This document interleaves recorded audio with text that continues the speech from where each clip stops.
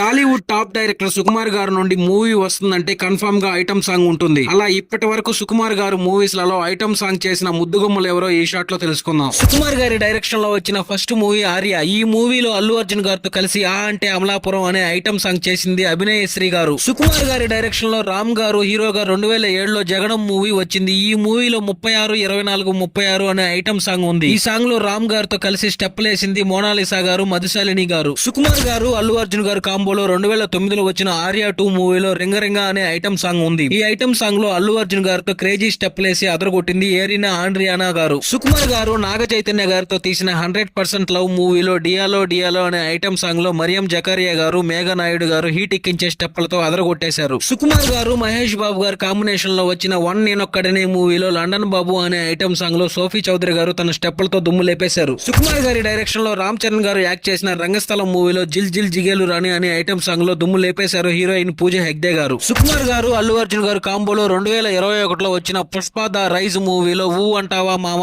ఊహు అంటావా మా అనే ఐటమ్ సాంగ్ లో అల్లు అర్జున్ గారితో స్టెప్ లేసింది హీరోయిన్ సమంత గారు. సుకుమార్ గారు అల్లు అర్జున్ గారుల recent blockbuster Pushpa the rule movie. ఈ మూవీలో కిసిక్ అనే ఐటమ్ సాంగ్ లో అల్లు అర్జున్ గారితో శ్రీలీల గారు స్టెప్ లేసి రచ్చ చేశారు.